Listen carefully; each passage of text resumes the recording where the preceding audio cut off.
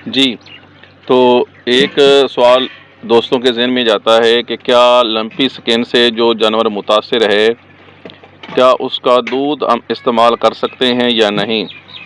तो मेरा भाई, जिस जानवर को लंपी स्किन हो गई हो, उसका दूध बिल्कुल महफूज़ है। आप इसका दूध उबाल कर इस्तेमाल कर सकते हैं, इससे इंसानों को कोई मसला नहीं होगा।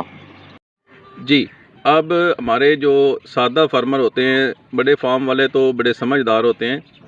हमारे जो सादा झटके बंदे होते हैं ना जी, वो अब अगर उन्होंने वैक्सीनेशन नहीं करवाई और उनके जानवर भी महफूज रहे, तो वो कहते हैं कि हमने वैक्सीनेशन भी नहीं करवाई और हमारे जानवर भी महफूज रहे हैं।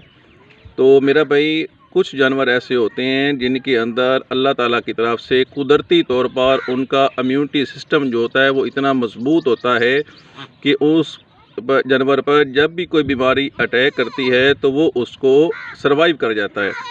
तो ये ज़रूरी नहीं होता कि हर जानवर उसको सरवाइव करे, तो रिस्क नहीं लेना चाहिए। जो जानवर, जिस जानवर का, अब हमें तो, हमने को लिबर्टी टेस्ट नहीं करवाए हुए थे अपने जानवरों के कि किसका इम्यूनिटी सिस्टम मजबूत है और किसका कमज़ोर है।